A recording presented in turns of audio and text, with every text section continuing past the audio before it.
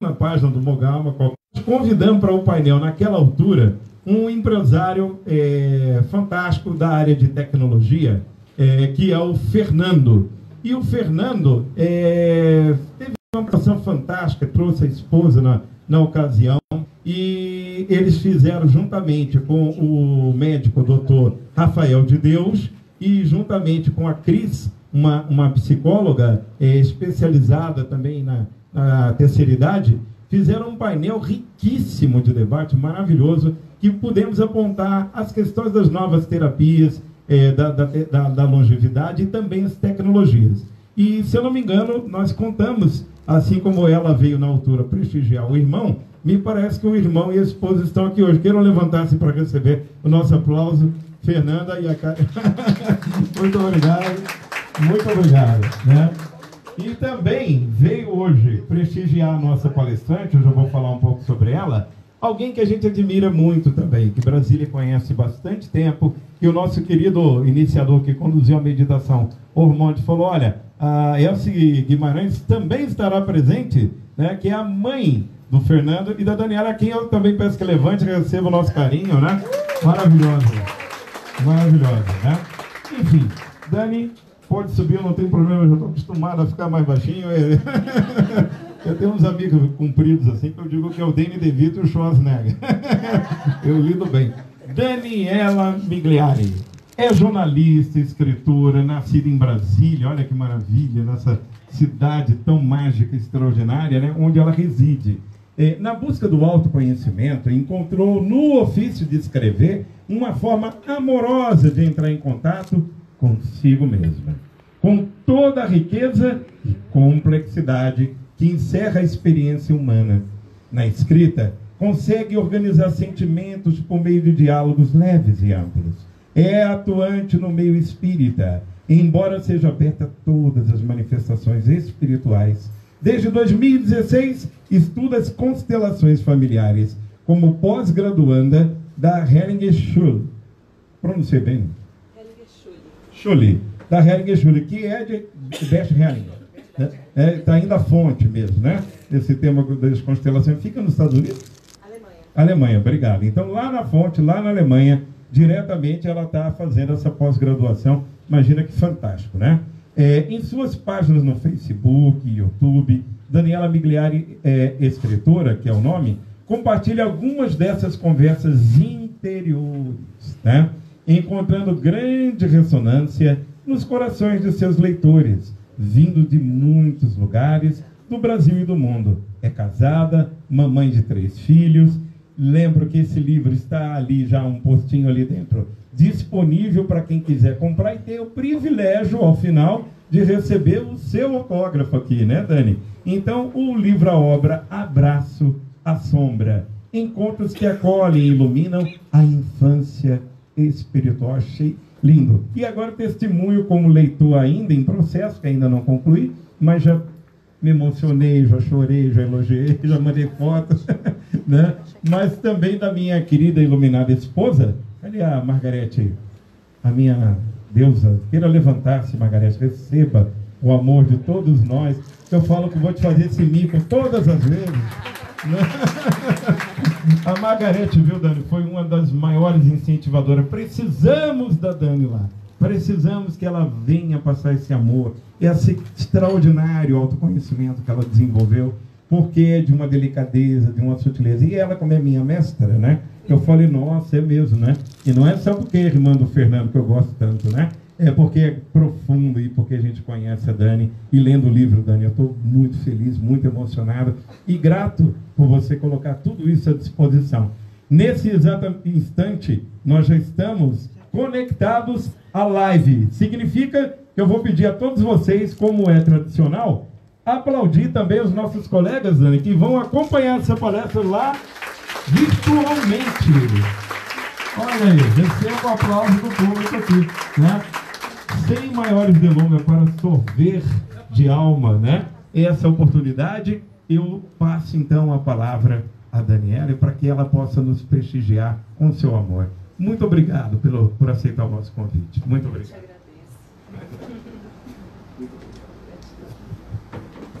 Pessoal, vocês conseguem me enxergar daí? Aí no fundo, preferem que eu fique aqui em cima? Em cima? Vamos lá. A minha altura. Estou me sentindo com 2 metros. Eu estou, né? A alma tem 1 milhão de metros. Bom, gente, eu quero muito agradecer a Deus, a vocês, pela oportunidade de estar aqui. Pelo convite, em primeiro lugar, da Margarete, que ela fez o toque-toque lá, e o Gilberto carinhosamente acolheu o desejo da sua diva, da sua mestra, e você também é mestre para ela. Então, agradeço muito a vocês pela confiança e a vocês pelo tempo de, em pleno sábado, estar aqui para me ouvir. Eu já faço essa apresentação. Eu sou um ser humano que estou aqui pisando na terra como vocês. Eu sou mulher, sou casada, eu sou uma profissional, eu tenho filhos, eu pago conta, eu me estresso no trânsito, eu desço do salto, eu subo no salto, eu, enfim, vou àquelas alturas que o Luiz Felipe Ormonde nos convidou e, graças a Deus, rapidamente me vejo prostrada no chão, né, de joelhos, agradecendo essa oportunidade maravilhosa de estar aqui na Terra também, para a gente poder viver justamente esse equilíbrio, esse transitar. Hoje, ao longo da palestra, em vários momentos, eu vou fazer uma referência para vocês de pêndulo. Nós estamos nesse pêndulo, ora aqui, ora acolá, ora a gente visita uma parte nossa, essa sombra, né? Que a gente tem tanto receio e ela tem aquele lado luz, logo ali à espreita. Mas ela é a mesma coisa, é simplesmente um desvelar que acontece depois de um tempo. E a gente só conhece isso visitando esse pêndulo, experimentando. A gente está aqui para viver, para experimentar, não é assim? Então, em vários momentos eu vou mostrar para vocês que, ao mesmo tempo que eu sou o meu tudo, eu também sou nada. Nada. Então, às vezes, a gente se leva tão a sério, né? E é só um nada, mas ao mesmo tempo também somos o tudo. Então, tô aqui, gente, pisando no chão. Eu queria fazer daqui de baixo, mas vou fazer esse esforço para ficar aqui. Acolhendo a sombra com sua luz. Eu amei você ter colocado isso, Margarete, a sua sugestão do abraço, porque o nome do livro é Abraço à Sombra. Encontros que acolhem e iluminam a infância espiritual. E ela pediu que focasse muito nessa questão da convivência, do apego, do desapego, de como que a gente se coloca na vida. Porque qual é o nosso instrumento de evolução, gente? É a convivência, é estar em contato. Mas como que eu estou em contato com o outro, mantendo um contato constante comigo? Que é exatamente o exercício, a prática que o Luiz Felipe Ormonde nos colocou. Então, muitas pessoas às vezes levam um susto quando vem.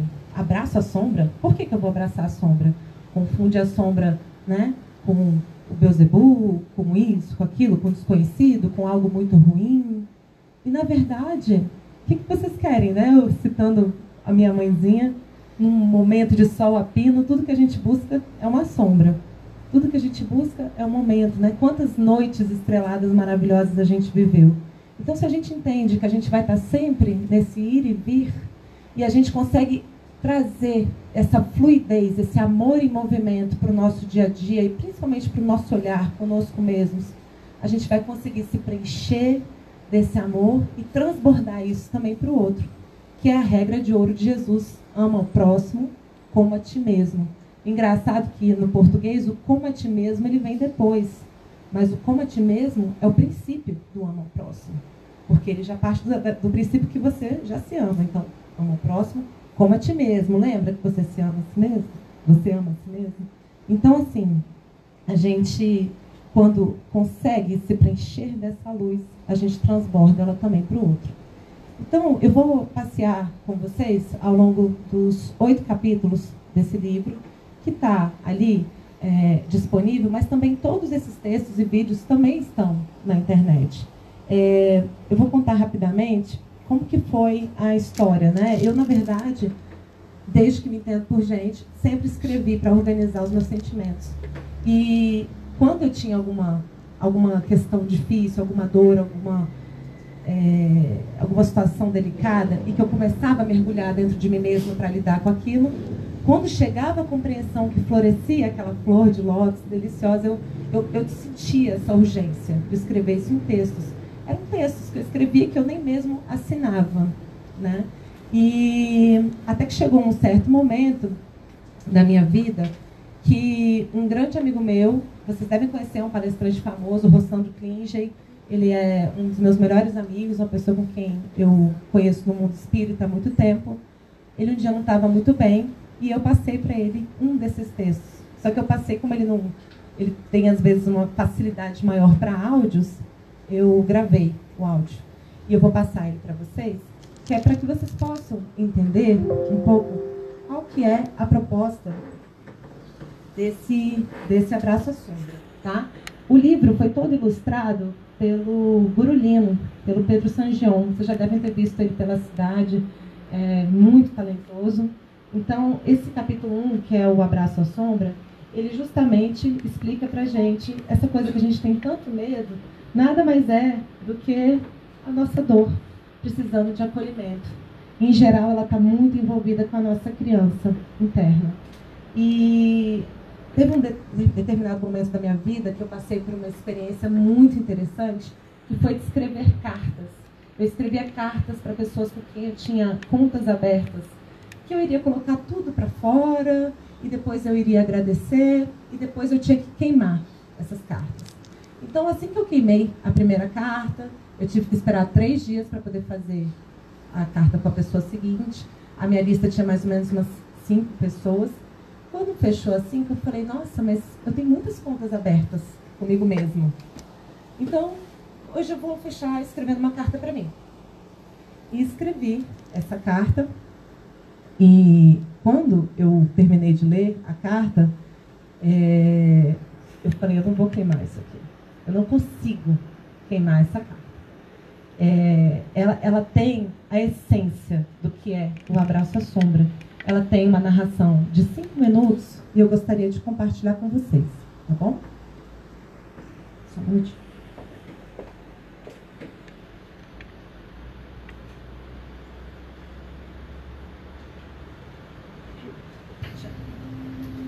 Carta de amor ao que eu sou. Querida Daniela, o que é você? Quem é você? O que te define? O que você foi, um dia vai ser? Eu sou o movimento e não a ilusão do que se deixa definir e rotular. Fui muita culpa, muito medo, muita agressão. Fui erros e acertos. Fui fugas, vícios, exageros. Um mar de autocríticas e exigências, comigo, com o outro. Fui insegurança, medo da falta, receio de frustrar, terror de perder, necessidade de controlar. Fui invasão, abuso, interferência, prepotência de salvar alguém, pressa de evoluir, impaciência de esperar, ansiedade de me tornar. Criança deixada de lado, abandonada, ferida. Fui falta, fui medo, fui fome de amor, segurança e carinho. Fui rejeição, fui trocada, fui criticada, culpada, calada, amordaçada, tampada. Colei-me a esses diversos lugares por necessidades mil, por vontade de pertencer a histórias, me categorizar, parar, estancar. Fui sim, tudo isso. Passei por isso. Mas sou, sobretudo, movimento. Este nunca passa. Comi muito mais do que precisava. Chorei, dramatizei, compliquei. Mas fui, experimentei. Senti o que pude nas escolhas vividas. E quer saber? Tudo bem. A mãe que não cresce, a filha que exige, a esposa carente em demandas crescentes, olhar sempre fora, alheio ao dentro, mas que agora desperta, focado no centro. Como entender, tocar, viver, algo tão intangível como a essência do ser, é experimentar-se sempre, a cada momento, sentindo a vontade, conectando com o sentimento, sem apego, livre, leve e solta, e ainda assim pertencendo. Sou a mulher, a mãe, a esposa, a filha, a irmã, a profissional, a pessoa que escolhi ser até aqui, mas sobretudo livre para escolher novas verdades a cada momento. Minha verdade agora é que sou amor em movimento. Sou as escolhas dos sentidos que dou ao meu caminhar. Sou fogo, sou vento, sou terra, sou água, sou luz e sombra, o tudo em mim e eu nele. Me perdoo, me admiro por tudo que fiz, pelo que faço, pelo que consigo ser. Já que a vida é movimento e só anda para frente, sigo confiante nessa luz que me habita incontestavelmente. Sem lenço, sem documento, sou somente o amor que consigo expressar no momento. O resto é tempo, espelho, experiência, na poeira das horas, nos rastros do cometa vida. Sou gratidão, sou reconhecimento, sou o respeito consciente pelos processos dos que me cercam. Em suas vidas, vejo beleza, caminhada, florescimento. Respiro devagar, aceito. Respiro de novo, observo neutro. Respiro mais uma vez, agradeço. Inspiro devagar, me compadeço. Expiro ar, sirvo em silêncio. Por fim adormeço ao som da sinfonia do que estou. Sorrio e me entrego, amo, sou.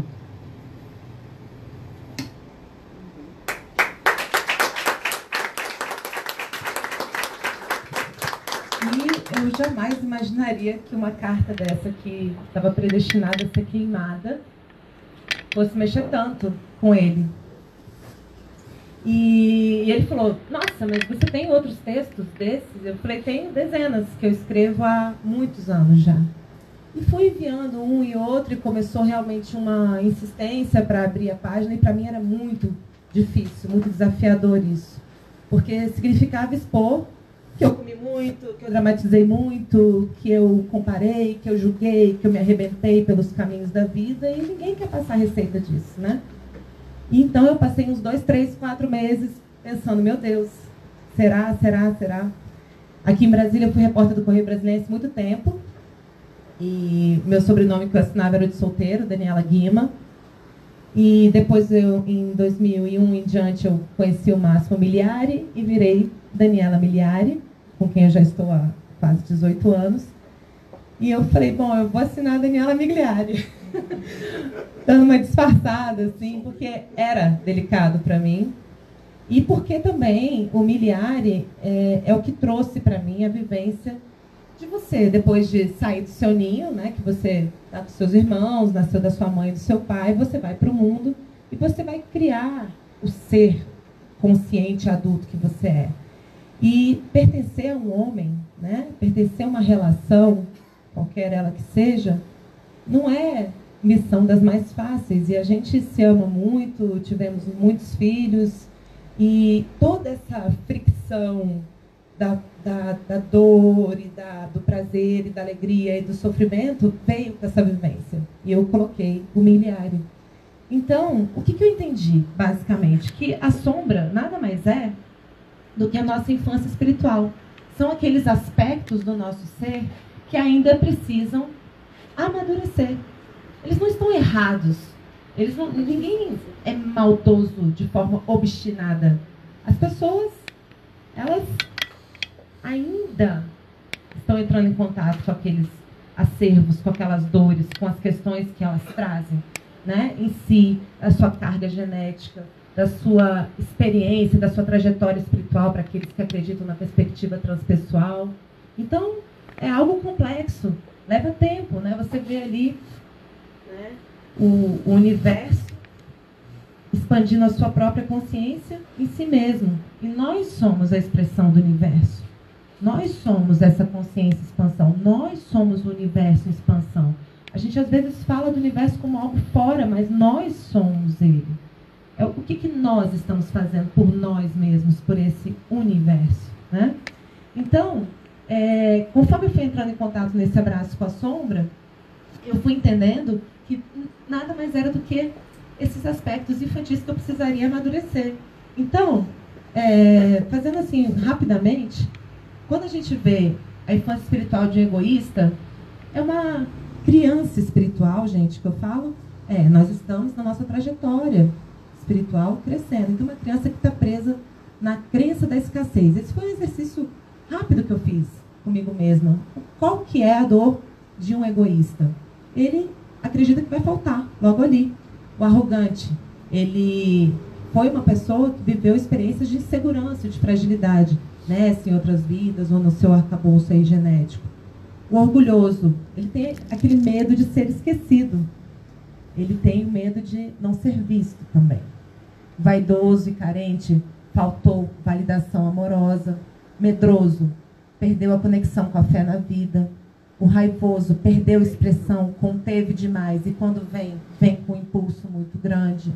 O violento, ele tem essa dor da raiva desesperada, né? Mediante a dor de conviver consigo mesmo de uma forma solitária. E, gente, o que a gente faz com uma pessoa que está em sofrimento, com essas sombras? A gente normalmente acusa, a gente normalmente esconde, a gente normalmente nega, e a gente, de preferência, coloca aqui embaixo da lama e não quer passar recibo disso. E aí, quando eu me vi online, na minha página, postando isso e colocando isso para o mundo, literalmente, porque o Facebook é acessado pelo mundo todo, eu falei, agora vai. E eu passei uns 2 anos e meio mergulhando e escrevendo aqui, nesse chão, batido junto com vocês. O pessoal falava para mim, você é terapeuta? Eu não, sou paciente. Eu sou paciente, um pouco impaciente, mas uma paciente. E fui seguindo, e fui escrevendo, até que havia textos suficientes para fazer um livro, né? Mas todos eles estão lá na minha página, são mais de 100 textos, eu escolhi 70 para o livro. Desses 70, tem 20 no YouTube, que foram transformados em vídeo também, como esse que vocês viram. E assim, sempre buscando trazer essa suavidade, essa leveza no trato conosco mesmos. O capítulo 3, ele fala muito do respeito ao tempo evolutivo do outro. Porque quando você se respeita, você acaba entendendo que o outro também passa aperto. O outro também está vivendo as suas lidas, está vivendo as suas questões, atravessando suas noites escuras, seus desertos interiores.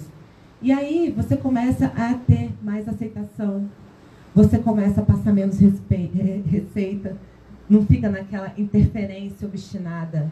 Você conversa, você sugere, você está em contato, mas você para de interferir. Isso acontece demais no relacionamento a dois, isso acontece especialmente com os filhos, né?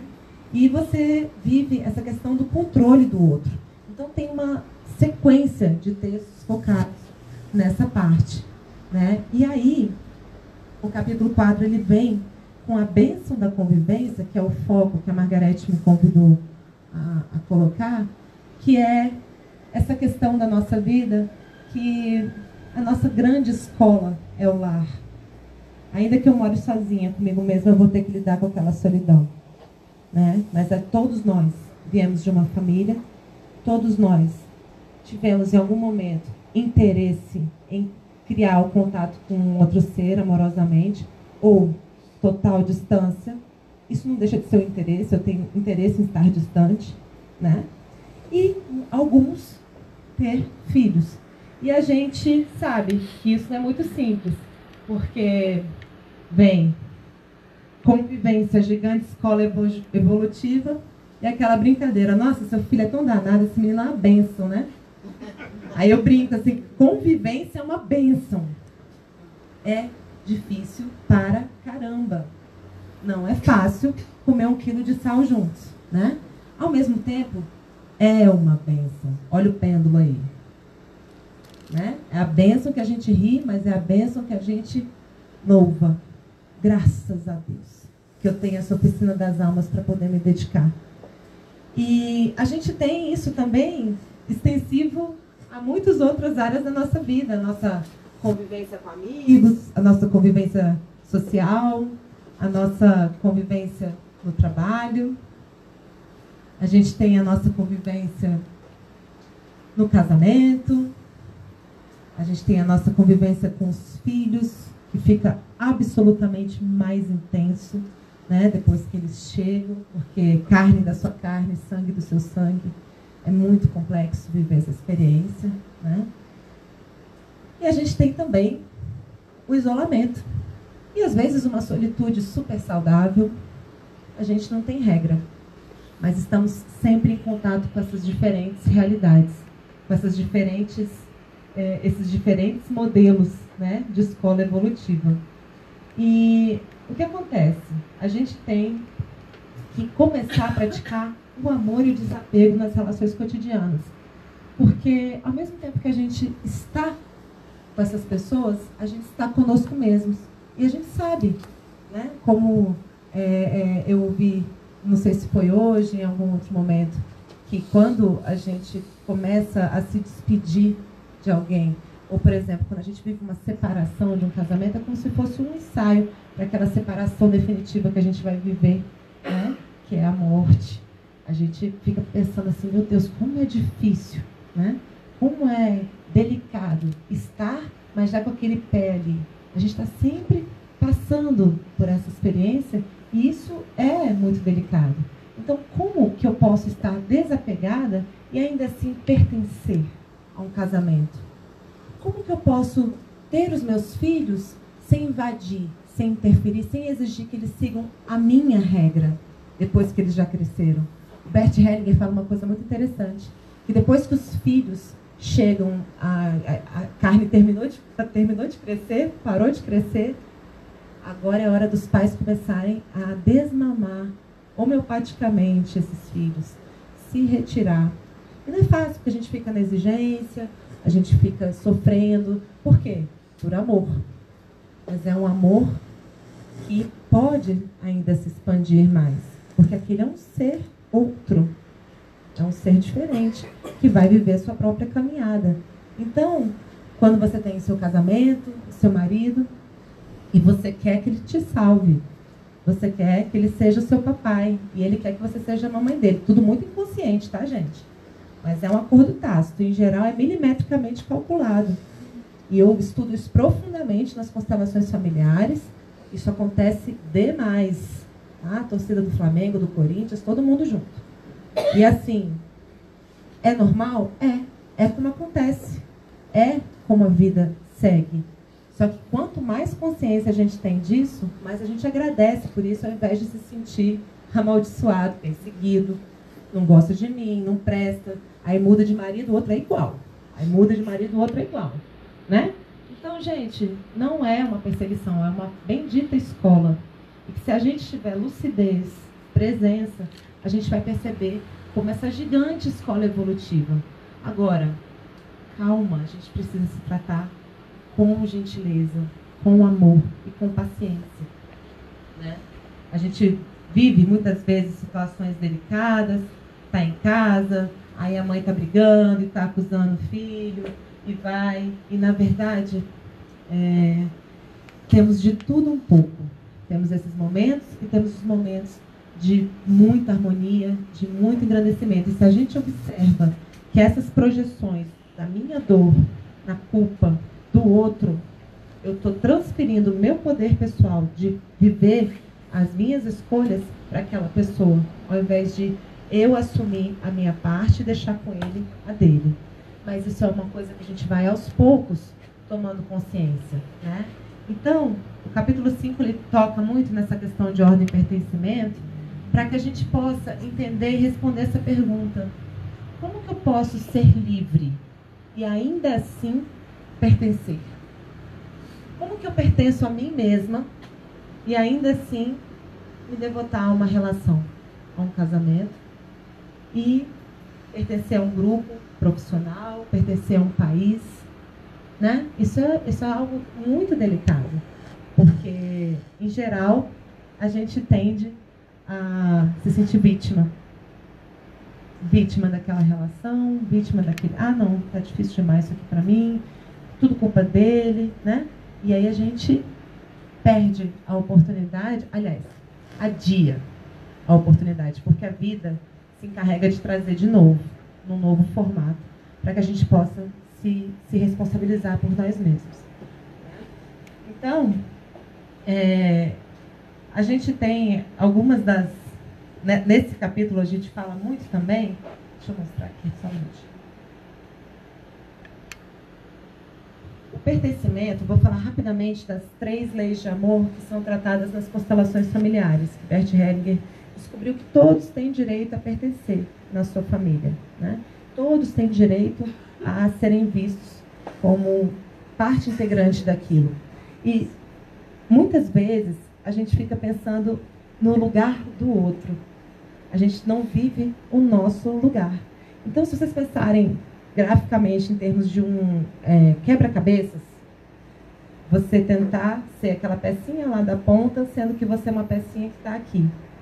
Você tenta ser aquela peça lá, mas você esquece de ser essa daqui.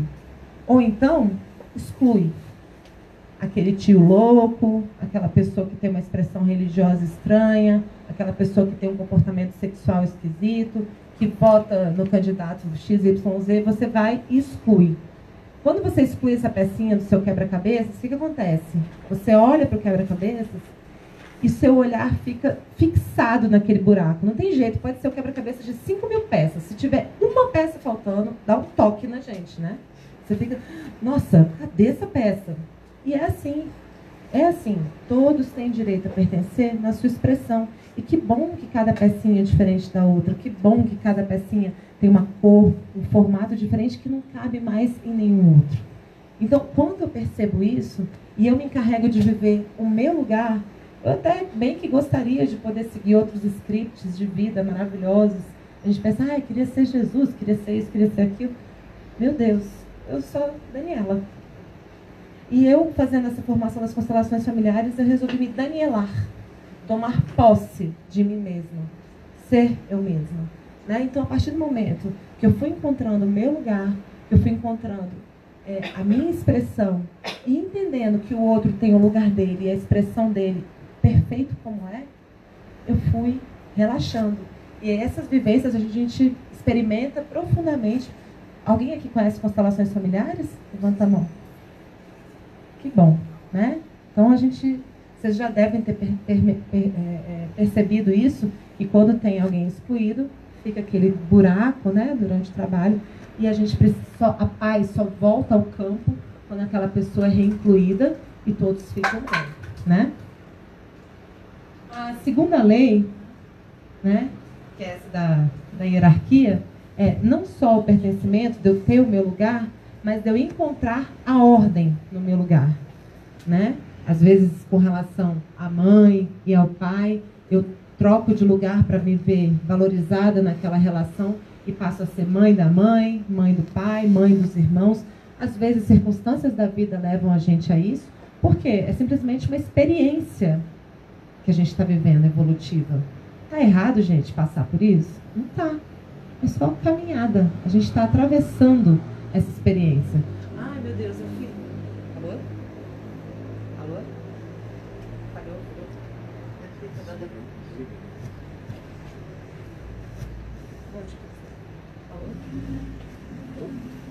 Onde?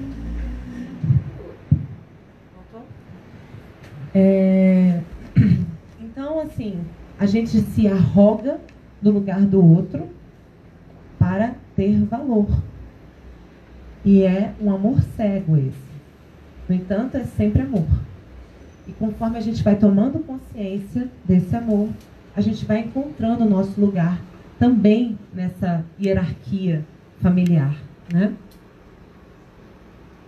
E aí, a gente consegue entrar um pouco mais num estado de neutralidade e desidentificação. Aqui é uma imagem de um brejo, né? Tem aquele sapinho, umas mosquinhas. Quando você olha para aquilo ali, você pensa, meu Deus, qual é a beleza que tem nisso? Qual a beleza que tem nesse brejo? Se você consegue se tornar neutro e desidentificado dessa imagem, você já consegue antever a flor de lótus que está ali, prestes a sair. Você consegue ver a beleza, né? Naquele caldeirão da vida acontecendo de alguma maneira que você talvez não compreenda. Você acha a vida ali estranha, nojenta, mas ela está ali. É também esse aspecto de sombra que a gente ainda não conseguiu desvelar. Mas se a gente tiver um olhar um pouquinho mais atento, um pouquinho mais amplo, a gente percebe que aquilo tem uma função. E muitas vezes as pessoas têm essas atitudes, esses jeitos meio estranhos, a gente julga, e na verdade é uma expressão da alma dela, que tem aquelas necessidades por razões mil, de compensar coisas no seu sistema, de compensar dores, de lidar. Então assim, a gente está vivendo o nosso, né? Deixar o outro ser, entrar nessa neutralidade, entender, cada um no seu tempo, na sua forma, na sua expressão da pecinha.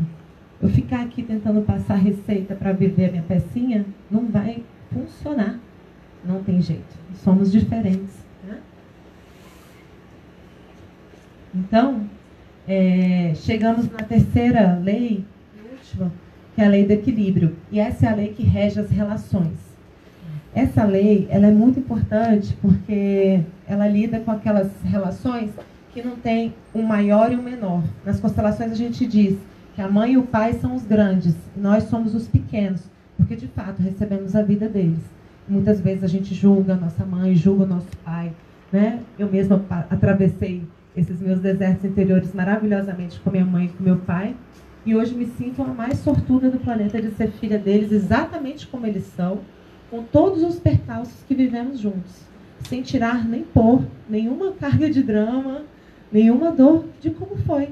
Porque aquilo, eu falei ontem para minha mãe, eu falei, mãe, eu bendigo tudo que você não me deu. Eu bendigo todas as suas... O quanto você me frustrou também. Eu bendigo quanta falta você me fez. Porque isso também me fez muito forte. Isso também me fez desenvolver talentos, desenvolver resistências, desenvolver coraças. Que a coraça é como se fosse aquele casulo, a gente fica ali, mas daqui a pouco sai algo disso também. É também uma sombra que a gente atravessa, a gente experimenta, a gente está vivendo aí uma experiência evolutiva, né? E uma das coisas mais interessantes é descobrir a força da frustração. É você aprender a frustrar e aprender a ser frustrado.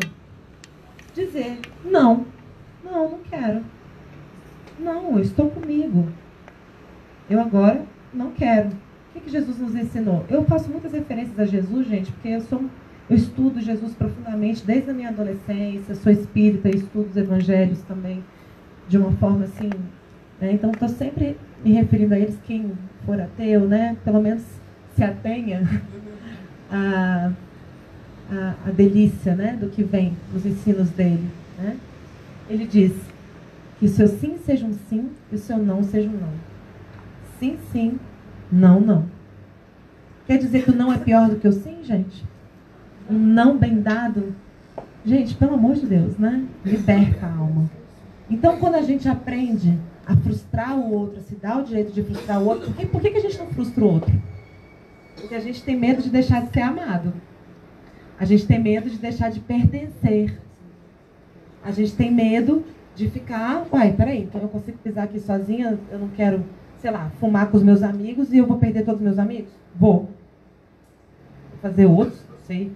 Entende? Então tem muito risco nisso. Então a gente vai experimentando alguns sims. É um sim que não é sim, sim. É um sim, é um não. Então a gente precisa tomar posse disso conforme a gente vai amadurecendo, experimentando. A gente aprende a frustrar o outro. E aí, a gente tem que aprender, Gilberto, a ser frustrado. Porque a gente também pisa nas calcinhas, né? A gente fica bravo, não, eu quero do meu jeito. Eu quero do meu jeito. E aí você encontra a alegria de frustrar e ser frustrado. E rir disso, e entender. Que bom, você ainda está do meu lado. Eu falo pro meu marido, você ainda está do meu lado. Eu dizendo não, não, sim, sim. Ele, você do meu. Ele está fazendo a formação comigo em constelações familiares também. A gente atravessou 200 desertos, 200 noites escuras juntos, cada um olhando para sua alma familiar. Não sei como, continuamos juntos. Graças a Deus, porque eu amo aquele moreno. Máximo, te amo. Meu marido é o Máximo, gente, o nome dele é Máximo. Tá no RG, Máximo Luciano. E quando a nossa relação entrou nessa dimensão, eu consegui ter coragem de frustrar, porque quando há esses acordos tácitos, inconscientes de, olha, eu te dou isso, você me dá aquilo, é o que permeia as relações. E quando eu paro de dar, ferrou, vai achar outro, né? Não, mas peraí, por que você não está dizendo sim? Por que você não está dizendo não? E aí, gente, né? Vai uma dança para lá e para cá, vira rumba, vira funk, vira... É complexo, mas é muito bom quando você começa a ficar mais em companhia de si mesmo e você vê que ainda assim você está do lado daquela pessoa, dizendo sim, sim, não, não, frustrando algumas vezes com jeitinho, gente. A gente consegue frustrar com carinho. No começo, o frustrar vem com aquele botão vermelho, que eu não vou dizer o nome, mas depois de um tempo, porque a gente tem muita raiva no começo, até a gente se apossar do nosso não, né? A gente vem com essa carga de raiva de tanto tempo dizendo sim. Aí quando diz um não, é um não, né?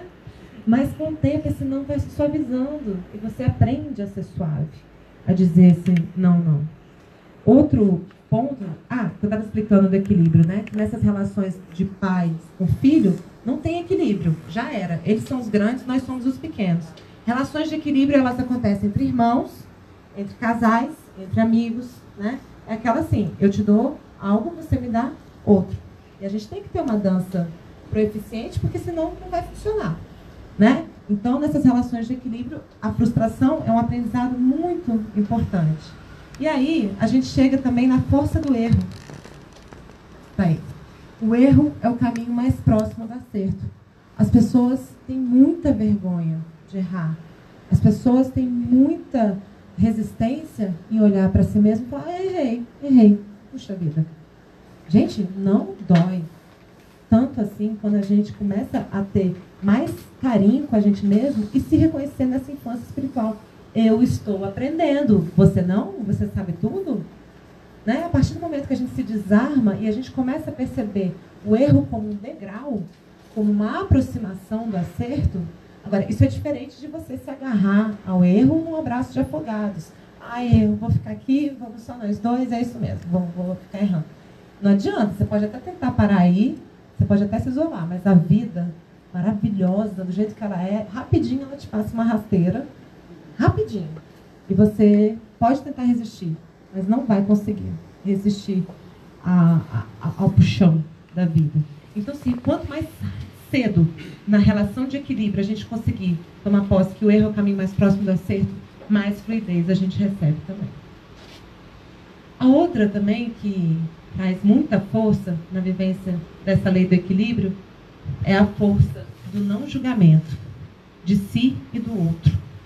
Sobre aqueles momentos de maior fragilidade, sei lá, aquele momento em que você se separou, aquele momento em que você entrou em depressão, aquele momento em que você perdeu todo o seu dinheiro, aquele momento que você perdeu a sua saúde, aquele momento em que você se sentiu um fracassado. Em geral, a gente se acusa muito desses momentos. A gente passa por essas fases, se recompõe mais ou menos lá na frente, e toda vez que a gente lembra disso, a gente se dói, a gente se machuca. E a gente se sente diminuído, inclusive, pelo olhar, às vezes, de mãe, de pai, de companheiro, e permite a pessoa falar aquilo. E a gente fica o resto da vida pensando, eu fiz aquilo mesmo. Gente, esses momentos de fragilidade são os momentos em que a gente estava atravessando os nossos maiores desertos. As nossas noites mais escuras. Quem aqui já teve depressão, não precisa levantar a mão, sabe que quando estava ali, estava atravessando a sua maior escuridão. E ali que você foi forte. Se abraça nesse momento. Ali é que você estava. Ninguém tem ideia dos dragões que você estava tendo que lidar ali. Ninguém tem ideia. Então, se valorize. Olhe para você nesses momentos com amor. Sabe? se coloque do seu lado e fale assim, dobre sua língua para falar do meu momento de fragilidade. E eu, com prazer, dobro a língua para falar do seu também. Porque a gente também tem que oferecer isso ao outro. Muitas vezes a gente facilmente vira para o outro e fala assim, é aquilo ali, hein? Quando você me traiu, quando você fez aquilo outro, quando você perdeu todo o dinheiro da nossa família, quando aconteceu assim, assim, assado. Nós falamos com muito descuido da fragilidade dos outros. E não nos defendemos quando falam das nossas. E essa defesa, ela não precisa ser agressiva. É uma posição em si mesmo, uma consciência em si mesmo que você sabe, que você estava vivendo o seu momento mais delicado. Então, quando a gente consegue entender, porque a torta e a direita a gente ouve, não julgueis para não ser julgado. Né? Jesus falando desde a Bíblia. A gente fala tanto disso, tanto. E, na verdade, isso é muito, muito sério. Isso é muito importante. Às vezes as pessoas se envolvem com atividades ilícitas, com coisas estranhas. E você fala, meu Deus, você não sabe o que aquela pessoa está atravessando. Tome cuidado ao falar de si e ao falar do outro. Porque a vida é muito mais complexa do que a gente imagina. E o capítulo 7, ele fala dessa confiança no amor que nos habita. Porque tem um fio que nos leva por esses caminhos todos, que é esse namastê, né? Esse Deus que está em mim é o mesmo Deus que está em você e eu saúdo com amor. Então, se eu tenho confiança nesse amor que me habita, eu sei que ele também habita o outro. Inclusive os filhos, tá, gente? O filho também vem com esse drive. Pode confiar. Tudo que um filho mais precisa é da confiança sincera dos pais. Tudo que um filho mais precisa é, pai, mãe, confia em mim. Me deixe errar. Me deixe cair, ainda assim, siga confiando nessa luz que me habita. Né? Então, tem uma coisa que a gente não usa com muita constância, que é o pedir e obtereis. Jesus em Lucas, capítulo 11, versículos 9 e 10.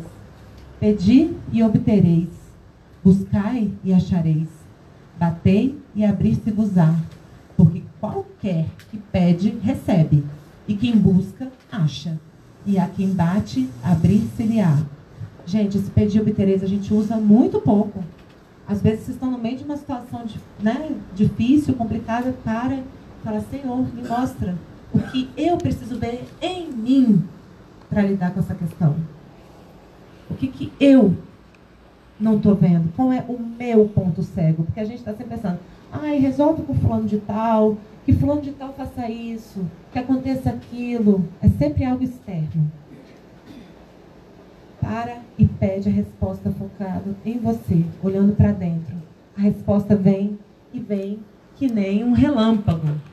Vem, ela vem, gente. E hoje o Luiz Felipe Ormonde falou, está muito rápido. Está muito rápido. A questão é se a gente está atento para receber e se receber vai conseguir digerir. Porque se a gente não digerir, quando preciso, esse raio vira tempestade. E aí a gente começa a ficar na tormenta. E aí a gente vai sendo revirado. Por questões mil.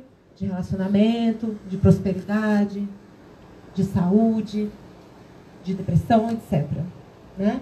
Então, se a gente pedir, ter humildade de receber. E não basta receber, precisa agir. Né? Precisa seguir sobre aquilo. Né? E aí, por fim, o livro ele traz também uma conclusão que foi algo muito interessante. É um texto final, a conclusão ela tem um texto final e tem um poema. O texto ele chama Sobre Panaceias, porque eu lembro que eu sempre ficava procurando panaceias. Panaceia era uma bebida na antiguidade que supostamente teria a solução e a cura para todos os males, do corpo e da alma. Né? Então a gente entra numa filosofia, a gente entra num relacionamento. Eu vou mudar para o Canadá, vai ser a panaceia da minha vida. Né? Sei lá, a gente tem 1001 panaceias, né? O espiritismo, que a gente vive. É uma resposta, sim, maravilhosa. Mas eu entendi que a maior panaceia que eu tenho é aqui e agora.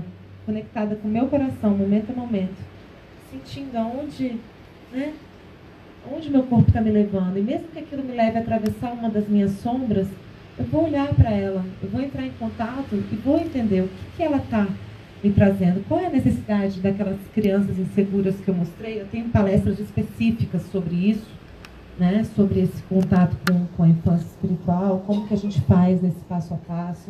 Se vocês quiserem, tem a palestra Abraço à Sombra no meu canal, tanto no Facebook quanto no YouTube, que aí é entrar em contato com essa defesa. Poxa, eu tenho tanta vergonha de ser invejosa, eu tenho tanta vergonha de ser teimosa, de ser prepotente, de ser, sei lá.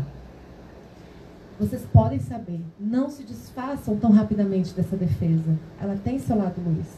Ela está te defendendo de algo importante, ela está falando de alguma necessidade sua importante. É que nem criança dando birra. Você joga ela fora no lixo? Não. Você pega ela no colo e fala, meu bem, respira. O que há? Né? Você primeiro valida, olha, eu entendo, você quer muito esse brinquedo, você quer muito esse carrinho. Eu também ia querer. Aí ela, você também ia querer? E depois, então você me entende. A primeira coisa que a gente faz com a sombra nossa é se validar. E depois você fala, então, acalmou, validou? Aí a gente começa, sob a luz do Evangelho, a conversar. Então, o outro também quer. Vamos fazer o seguinte, vamos dividir? É assim. Olha, você foi tão controladora, Daniela. Pois é, então eu vou me desfazer do controle. Como é que vai ficar minha conta bancária, minha dieta, sei lá, minha agenda? Não dá, é um botão de volume, que às vezes está lá no 10, quando eu preciso, mas que eu encontre o movimento nesse pêndulo, para quando eu sair de férias, eu levar lá para o 1, desligar o controle um pouquinho. Putz, nossa, a coisa apertou. Vamos lá, leva o botão de volta. Eu adquiro movimento e consciência das minhas necessidades. Ao invés de eu ser usada pelo botão de volume, eu uso ele. Ao invés de eu ser usada por essa sombra, eu entendo do que ela está me protegendo. O que uma pessoa controladora viveu? Muita insegurança em algum momento da vida. Aí ela vai ser penalizada por isso? Ah, essa daí é control freak, esquece. Chata, ninguém casa com ela. Não é assim, tá? A gente teve uma necessidade importante. E o problema é que as pessoas não querem olhar para a sombra, não querem abraçar, não querem conversa. Não estão a fim de ver a sua infância espiritual, porque já é perfeito para sair no Instagram, né? Não é assim. Estamos em caminhada. Paciência, calma, respiração. E aí, quando você se conecta com essa sua autoconsciência, você passa a ser a sua panaceia, momento a momento, em contato com o outro. Essa é a beleza da vida. Porque aí, a gente vive essa coisa linda. Estar em contato com o outro e ser mestre de si mesmo. A gente é mestre da gente mesmo, embora a gente tenha lindos espelhos caminhando ao nosso lado, e estamos em contato. Porque muitas vezes a gente se isola, vai lá para aquele, não, agora eu vou lá seguir aquele mestre. Não estou falando que nada de errado nisso, não. São experiências também. Mas a gente acaba se isolando. Então, como que eu consigo estar em contato com o outro e, ao mesmo tempo, estar conectada comigo, naquele pêndulo? Né? É um segredo bem bonito. E aí, eu fecho o livro, e aí vou fazer só uma mostrinha para vocês de um poema que chama Contrato Comigo. E foi um contrato mesmo, né, para eu assinar, mas o título é Contrato com Cuidado. O ser que eu sou não cabe mais em contratos. Amplia-se em consciência, rumo aos desejos mais puros do coração. Na pureza reside a verdade, que liberta o ontem, o hoje e o amanhã. Quem ousa ser fiel a si? Quem ousa escutar o que o corpo grita? Quem ousa sentir o que a vida chama? Quem ousa viver sem contratos? Com o que foi, com o que virá? Transmutar nós em laços e num destrato viver a liberdade da íntima verdade? Eu, aos poucos, contrato comigo. É aquele momento em que você entende que você está sempre com você mesmo. Que bom que eu sou Daniela. Sou Daniela. Que bom que eu sou paciente, mas que bom que eu posso estar aqui também trocando com vocês e sendo um pouco, sei lá, mestra? Não. Mas eu sou aprendiz, sou mestra, sou tudo, sou nada. Eu também estou nesse pêndulo. Para os meus filhos eu sou uma mestra. Mas eu estou aqui. E vocês são também mestres e alunos e estudantes, né? Dessa escola da vida maravilhosa, né? E aí, por fim, eu percebi, né, que o maior convite da vida, muitas vezes a gente fala, o Brasil que eu quero, o que o Brasil quer de mim? O que a vida quer de mim?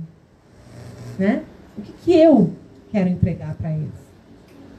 Essa vida em expansão, essa consciência em si mesma, né? Eu quero ser um presente. E aqui, aterrada, bem aterrada, né? Nos momentos em que eu tiver força, presença, amor, né? Ter consciência, tratar bem, falar com jeito, falar com cuidado, me perdoar quando eu não conseguir fazer isso, né? Plantar uma árvore, ensinar uma criança a plantar uma árvore, ver um livro nascer de textos que eu escrevia em segredo e atravessar o fogo de falar, meu Deus, eu vou mostrar minha sombra para todo mundo, que é a mesma de todo mundo. Ou vocês são todos santos, não sentem todas essas sombras que eu sinto, não sentem medo, não sentem, né, terror, inveja. Estamos todos na pista, né, gente? Então, é isso. Eu não sei quanto tempo que tem aí, mas que a gente possa ser esse presente. Eu agradeço a vocês a oportunidade de poder transmitir um pouco, né, dessa experiência vivida como paciente de mim mesma. E a paciência valeu, porque embora a minha vida ainda seja tão desafiadora quanto antes, às vezes em alguns aspectos até mais, eu me sinto muito mais leve, muito mais tranquila depois de ter abraçado a minha sombra. É isso, gratidão, boa noite a todos.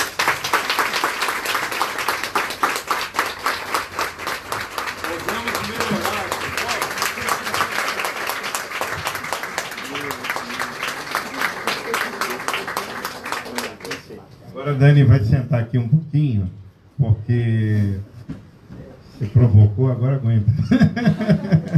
Nós vamos ter oportunidade, né, Dani, de também trocar um pouquinho, perguntas eventualmente, que o pessoal possa ter, mas desde já externar mesmo a enorme admiração pelo teu amor, pela coragem de desnudar-se do ponto de vista, né, dos seus medos, e tornar, através desses textos, através desse livro, através desses movimentos agora que tudo isso traz, né, desde a internet, agora as palestras, uma luz, um carinho, uma delicadeza para com os demais, né, e com isso contribuindo tão profundamente nas próprias descobertas de cada um que tem contato com esse teu viver, né, com esse teu olhar, que para mim foi muito especial, de verdade, na noite de hoje. Muito obrigado, Daniel. Obrigado. Vamos lá? Tem algum microfone aí já? Circulando ou não? Pode ficar em pé. E quando a gente fala assim, pergunta, no primeiro momento ninguém pergunta, eu falo, façam fila. Né? Para quem que quer fazer uma colocação, um complemento, alguma coisa, também é bem-vindo, né, Dani? Vamos lá? Por favor, Mário. Vamos ouvir o psicólogo Mário Salomão. Boa noite, Dani. Muitíssimo grato, viu? Expressão, eu acho linda a expressão feminina desse conhecimento. Eu recebi dessa forma. Minha pergunta é uma pergunta muito simples, porém é uma questão que para mim me incomoda. Me incomoda. A questão de não julgar. Eu entendo não julgar uma figura como Jesus. Então, eu sei que não há uma resposta direta sobre isso, mas eu gostaria de ouvir um pouco mais a respeito de como facilitar para a gente diminuir, porque não é muito fácil não julgar quando a pessoa está no checkmate. Quem está de fora é mais fácil. Então, tem vezes que eu, por mais que eu queira, eu sou bom para julgar mesmo. Estou melhorando, mas gostaria de ouvir um pouco mais a respeito da sua compreensão sobre isso. A respeito disso. Muito grato. Excelente pergunta. Talvez, agora que você falou, me trouxe à luz que melhor do que não julgar é não condene, né? Porque não condene já, assim, porque julgar todo mundo julga, mas a gente pode avaliar, a gente pode analisar, a gente pode conhecer. E eu acho que Jesus, quando diz isso, você vai ser julgado também. Você também vai atravessar isso. Então, de alguma maneira, a gente vive isso, porém, quando eu externo isso, quando eu coloco a energia em palavra, porque, veja bem, eu vou estar sempre avaliando tudo, eu preciso avaliar, eu preciso estar em contato e estar observando. Agora, eu acho que o julgar, ele implica uma fala, uma propagação disso, né? Então, ele tem uma carga de condenação. É muito difícil para aquela pessoa estar atravessando aquilo também. Às vezes ela está com uma cara de prazer, mas você não tem dimensão da dor que ela está vivendo, né? Tem uma expressão horrorosa que eu vou falar, mãe, me desculpe, mas né, você tem muito cuidado com as palavras, mas é você chutar cachorro morto, sabe? A pessoa já está passando por uma situação tão delicada e você não amplia, você não vê o maior que está movendo aquela pessoa. Então, eu penso que a gente precisa, sim, observar, a gente precisa, sim, se posicionar com clareza, se colocar com verdade, entende? Mas é uma verdade que respeita a dor do outro, que respeita a expressão do outro, porque você não tem ideia do que é importante para ele. Existe uma diferença, sabe, entre se expressar com presença, né, e com clareza, e você, de fato, tornar aquele ser menor. Porque ele está como você na estrada da vida, aprendendo. Tem um vídeo meu que chama Infância Espiritual. Ele é muito lindo, porque ele faz uma análise com o bebê. Então ele fala assim, você vai julgar uma criança como burra e estúpida porque ela não fala direito com 2 anos? Ai, nem sabe fazer xixi na privada ainda. Nem dorme uma noite inteira. Né? É uma criança. Por que a gente não tem essa mesma ternura e essa mesma paciência, sabendo que essa criança vai crescer em relação aos demais? A infância espiritual. Essa infância existencial. Eu queria só fazer um complementozinho, porque acho que onde é que eu queria chegar na pergunta e ainda não cheguei. Era nesse mesmo tom do julgamento, sobre quando há a exclusão. Porque a exclusão está ligada a um julgamento, a exclusão ou familiar ou dentro de um âmbito profissional. Era só essa, eu queria chegar na pergunta nesse ponto aí. Mas eu respondi já ou ainda? Não, eu queria saber mais não, você respondeu sim, mas jogando para esse campo quando excluímos alguém, quando a gente exclui alguém excluído por causa de situações que ele não nos agrada. Ótimo. E aí, era isso que eu queria chegar. Muito grato. Perfeita pergunta, muito grata pelas suas contribuições.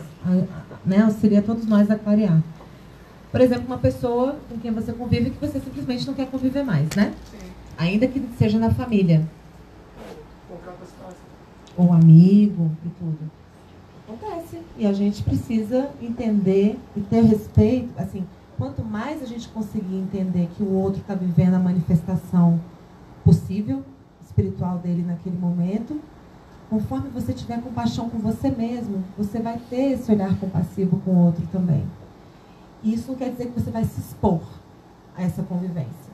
Isso não quer dizer que você vai se expor a estar ali com aquele outro. Eu tenho pessoas com quem, são pessoas até da minha família, que eu compreendo, que eu olho com amor, que eu olho com respeito, mas eu não desejo exatamente estar ali me expondo, porque eu sei que vai vir algo, né? Mas eu tenho um nível de amor, eu tenho um nível de compreensão que eu consigo.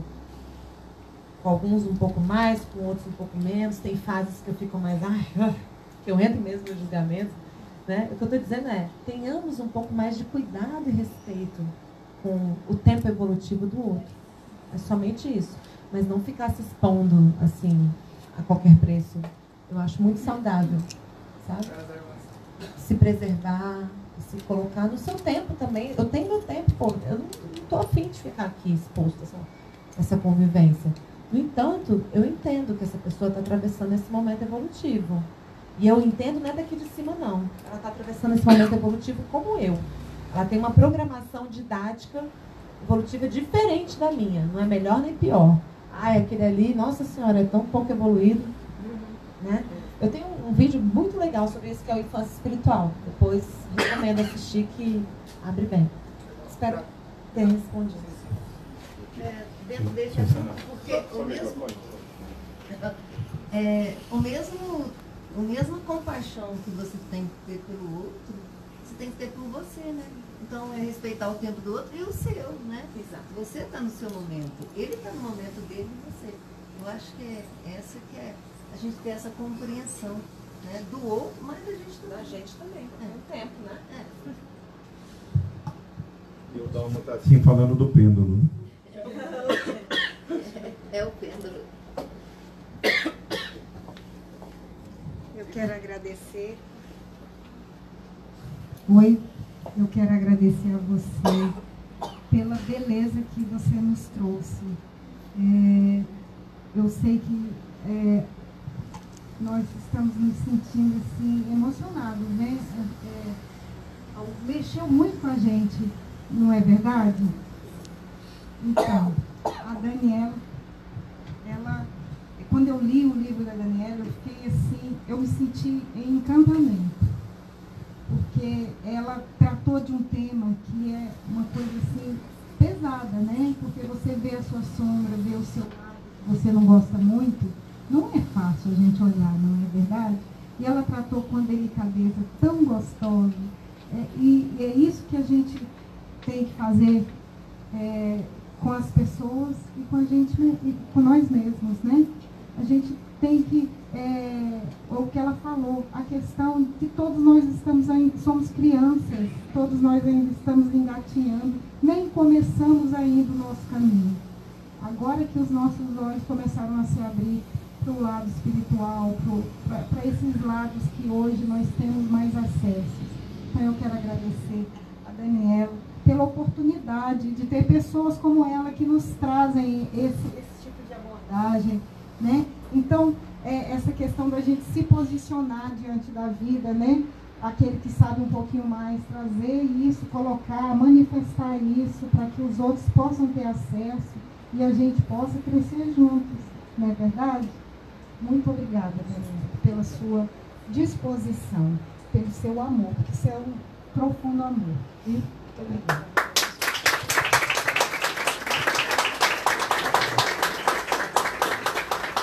Mas ainda cabe tempo para mais alguma colocação, perguntas. Não tem um outro microfone aí atrás, né? Tem. Se tiver, fica mais fácil. Vê lá, Margarete, por favor. Boa noite. Agradeço muito os teus esclarecimentos a partilhar aqui. Há algum tempo eu já comecei a estudar sobre isso.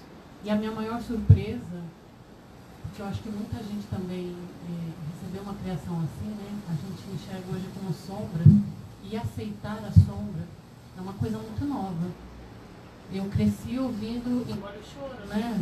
Muitas vezes a gente fala isso para as crianças, engole o choro, né? Não demonstra, porque isso é vergonha, fez errado, esconde, porque é vergonhoso. Então, são muitas falas durante muito tempo. E isso tudo é muito novo. A gente se aceitar, a gente se olhar com um olhar de compaixão, de autocompaixão, que antigamente, se eu ouvisse isso, parecia que eu ia ter que ter dó de mim. Imagina ter dó de mim, né? Ter dó de alguém, onde já se viu. Então é muito gratificante viver esse momento, né? Que a gente está vivendo, de poder começar. Eu acho que a gente está indo para um outro nível realmente de evolução. Mas aí a minha dúvida, que às vezes aparece naquelas minhas noites difíceis, é que ao mesmo tempo os conhecimentos, as falas, as informações que eu recebo, às vezes me dá a impressão de que em algum momento eu possa estar ficando muito impermeável aos outros. Eu me sinto um pouco perdida, um pouco distanciada. Isso também me dá medo. Isso é normal? Você passou por isso também? Quando você se sente se isolando? É uma fase do pêndulo, onde você tem muito permeável, muito em contato, e o momento de estar recolhido na garagem, como falava minha avó. Eu acho muito saudável. No entanto, precisa estar em movimento. Vai chegar um momento em que você naturalmente vai sair um pouco da toca e vai voltar a entrar em contato. E aí nessas horas você pode se perguntar, e existem 1001, né, terapias disponíveis de autoconhecimento, né, em que você vai estar sempre em contato consigo mesmo. Esse caminho do autoconhecimento tem 1001 formas. Eu estou me dedicando às constelações familiares, mas já conheci muito o Theta Healing, já conheci várias outras práticas, né? Tem 1001 práticas, para que, em contato com você, você vá atrás do que está motivando isso em mim, o que eu estou compensando, porque é sempre um movimento de um mobile. Se eu aperto esse mobile, ele vem para cá, esse lado sobe. Se eu estou muito recolhida, tem algo aqui que eu estou compensando. Onde fui, por exemplo, que eu me expus demais? Como que eu me expus? Como que eu posso me expor com saúde? Aí isso aqui começa a voltar, e aí eu consigo me expor. Aí eu vou e me exponho demais de novo, mas um pouco menos do que da última vez. E aí eu volto no tema. Aí me recolho um pouquinho, até que eu vou chegando ao famoso caminho do meio, né? Mas isso é se observar e entender o que em mim está compensando este movimento de recolhimento, ou este movimento de expansão demais, tanto que eu estou lá fora, o que eu estou buscando aqui? Né? E aí a gente vai sempre entrando em contato com a gente mesmo por 1001 técnicas para entender e saiba, tudo passa. Eu quero falar. Tem aqui o microfone próprio. Emoção, gente, é sangue, é a cura do sangue. Meu sangue ferveu, meu sangue brilhou. Obrigado. Meu sangue está presente em todos vocês. Nós somos uma só família.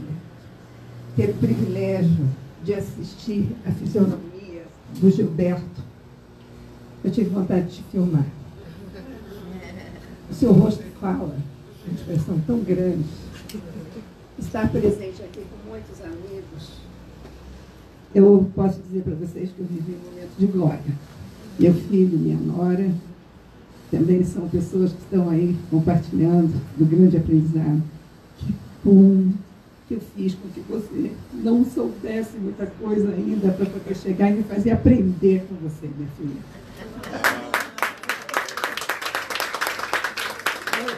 Eu posso dizer para vocês que hoje, sinceramente, eu descobri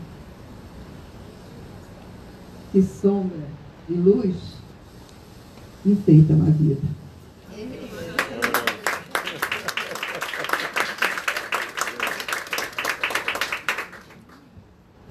Alguém mais? Ok. Tem um. Tem lá no fundo. Dá para Margareth, por favor. Obrigado. Obrigado. O bom é que a cinegrafista vai junto. Vai tão longe de vocês.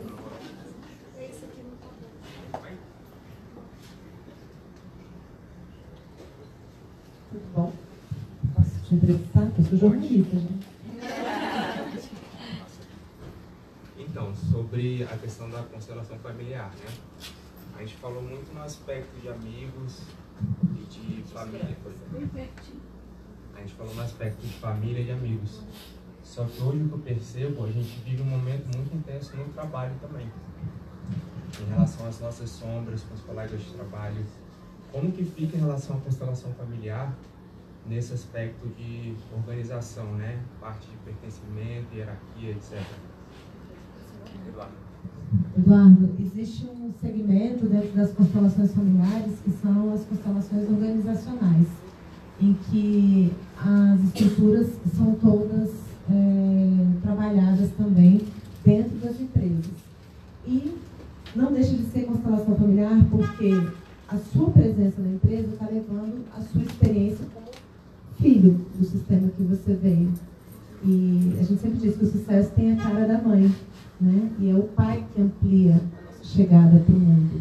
Então, muitas vezes, muitos desses entraves têm a ver com aspectos inconscientes daquilo que você vivenciou na sua vida familiar e que você não tem nem ideia que está ainda atuando, porque você é fruto daquilo, né?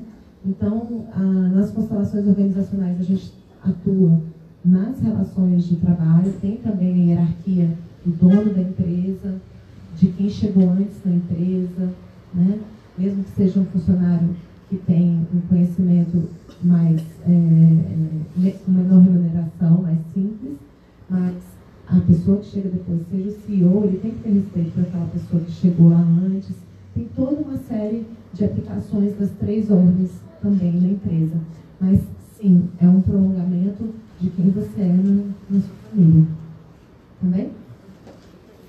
Tem o Fernando lá atrás, pergunta de irmão. O irmão mais velho. Te devorando. Bom, não sei se dá para escutar bem, mas voltando naquele assunto, a gente aqui atrás não estudou muito bem a questão do julgamento, tá? Eu te observando, minha irmãzinha, que babava aqui na minha camisa quando eu te botava para dormir, aprendi com você que quando eu sinto muita vontade de julgar, eu substituo por curiosidade. Eu passo a olhar e falar, por que aquilo está acontecendo? Por que aquela pessoa está fazendo aquilo?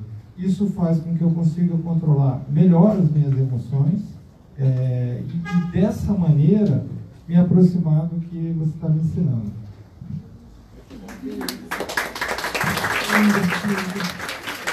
Algo aqui, gente? Alguém quer falar alguma coisa? Compartilhar? Aqui,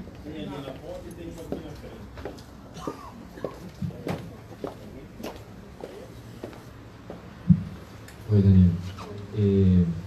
Parabéns pela palestra, é muito interessante, muito boa. Eu queria um pouquinho mais a fundo. Eu queria um pouquinho mais a fundo. Eu acho que enfrentarmos a sombra realmente é uma coisa que todos nós temos que fazer, né? Mas talvez uma forma de enfrentar isso seria, vamos supor, julgamento, né? Nos perguntarmos quem está julgando, quem está tendo raiva, quem está querendo, quem não está querendo. E se a gente observa isso, a gente vai talvez chegar à conclusão que é uma entidade que não existe, que não somos nós, que é nossa mente. Então, eu acredito que uma abordagem seria observar e não nos identificarmos com esses sentimentos, com esses pensamentos, porque nós somos isso. Nós estamos antes do pensamento, antes do sentimento. E talvez seja um exercício realmente duro, né? Porque temos que aceitar a sombra para fazer esse processo, eu acho. Mas em não nos identificarmos com ele. Eu respeito muito essa forma de lidar. Muitas vezes as pessoas vão para o transcendental e vão para a meditação, né? E se colocam nessa desidentificação, né? No entanto, na minha vida, eu não consegui seguir por aí. Eu imagino que cada pecinha do quebra-cabeças vai conseguir fazer esse abraço, eu não chamo de enfrentamento. Eu entendi que para mim seria mais fácil eu lidar, né, com isso, com carinho. Mas nesse abraço, a sombra, eu preferi entrar em contato. Porque nesse processo de desidentificação, muitas vezes por favor, não se sinta, né, julgado nesse sentido, porque eu imagino que outras pecinhas do quebra-cabeça vão lidar de outras formas. Mas eu me sentia me ausentando da realidade. Eu me sentia muitas vezes fantasiando. Eu me sentia muitas vezes perder contato com meu marido logo ao lado, meus filhos. E eu passei por isso. Meu contato com o espiritismo, por exemplo, eu passei muito tempo no nosso lar. E não consegui olhar a dor da pessoa aqui do meu lado. E aí eu comecei a ver que eu preferia estar em contato, estar junto, tocar. E em alguns momentos eu alcancei isso aí que você falou, dessa desidentificação, porque eu tenho esse conhecimento filosófico, um tanto abstrato, né? De ver, eu sou tudo e eu sou nada. Eu também sou o amor de Deus. Mas eu estou aqui. Eu estou aqui. Eu estou encarnada, eu estou em contato. Né? Eu estou nessas relações. Então, eu acho que tem muitas práticas que fazem isso, né? De forma meditativa. Mas... Na verdade, eu não estou negando isso. Eu acredito que esse é um processo que todos nós temos que fazer, entrar em contato. Eu acho que isso é fundamental. Embora seja ilusório, nós temos que fazer parte desse jogo ilusório. E fazer parte do jogo ilusório seria entrar em contato, sabendo que não pertencemos a isso, mas para entrar em contato para atravessar isso que se chama ego. A gente não consegue atravessar o ego sem entrar em contato. Quando você faz meditação, a gente entra em contato com o pensamento. Passa por aí, mas o pensamento está aí. O sentimento, a gente sente. Ou seja, não, eu acredito que o que você fala é totalmente válido, porque até na minha vida pessoal, a vida se encarrega de mostrar para você o que menos você quer ver. Isso está claro para mim. O que menos você quer ver, a vida se encarrega de mostrar para você de uma forma ou de outra. E se de uma forma, uma vez, duas, três, quatro, as vezes que seja necessária para você realmente enfrentar sua sombra. Eu plenamente de acordo com isso. O que estou colocando é de que talvez em um passo posterior a gente tenha o entendimento de que isso não somos nós. Isso é o que eu estou falando. Imagino que sim, que a gente se conecta com o amor, com o que é, né, com o Criador. E a gente vive transcende, né? Agora, para mim, tem sido assim, muito fundamental viver essa transcendência, né, nesse contato também. Ver a beleza do que é o ilusório. Tem luz dentro de ilusão. Ok, temos uma última pergunta aqui na frente, por favor. Em primeiro lugar, eu queria te parabenizar pelo profundo conceito de adocicamento interior com o qual você terminou a sua fala. Tá?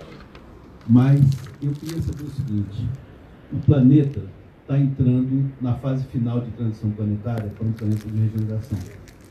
Então nós vamos ter um grande vestibular que nós precisamos nos preparar e, para tanto, é importante que a gente acelere a nossa evolução espiritual. Qual a síntese que você pode fazer para esse aceleramento, para essa aceleração da evolução espiritual? Eu não sei se eu acredito nessa aceleração. Eu me sinto muito em contato com o presente, com o momento agora. Por que acontece? Eu também passei por isso. Tem um dos meus textos que chama A Dolorida Pressa de Evoluir. Eu estava tão pensando em evoluir que eu não estava aqui. Não estava aqui no momento presente. E a misericórdia divina no universo como um todo, ela é tão perfeita, tão maravilhosa, e esse conceito que ele trouxe de planeta de regeneração é um conceito espírita, que nós vivemos num mundo de provas e expiações e que agora a gente estaria na transição planetária indo para o mundo de regeneração, onde o mal ainda existe, mas ele não é preponderante, né? E aí as pessoas que supostamente não conseguirem resistir ao nível energético que o planeta chega, não conseguir ficar no planeta de regeneração, receberia esse downgrade para um outro orbe correspondente ao seu nível evolutivo. No entanto, essa medida de, entre aspas, downgrade, é uma medida de amor. É uma medida de lógico que a sensação não é essa, né? Mas é algo que está ali para não te violentar, porque você não vai suportar. E é simplesmente o tempo, é o momento. Eu lembro que eu tive uma conversa muito doce com a minha filha, e eu estava falando de uma pessoa da minha família. E eu falei assim, ai meu Deus, muitos anos atrás isso.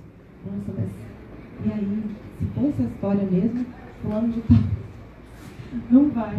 Aí ela virou pra mim e falou assim, ah mãe, ele vai ser mau mestre lá no outro planeta que ele for, vai ser muito bom pra ele. Eu ri assim, eu achei tão fofo, sabe? Então assim, eu penso que a misericórdia divina, né, até porque Allan Kardec, nos seus princípios, ele fala, né, no livro dos Espíritos, ele diz que a evolução nunca retrograda, ela só estaciona.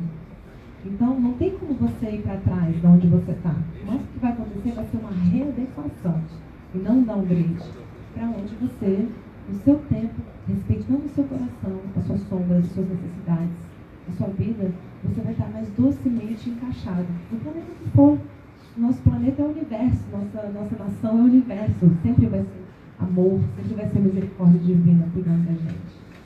Senhores, vamos agradecer a Daniela Miliari.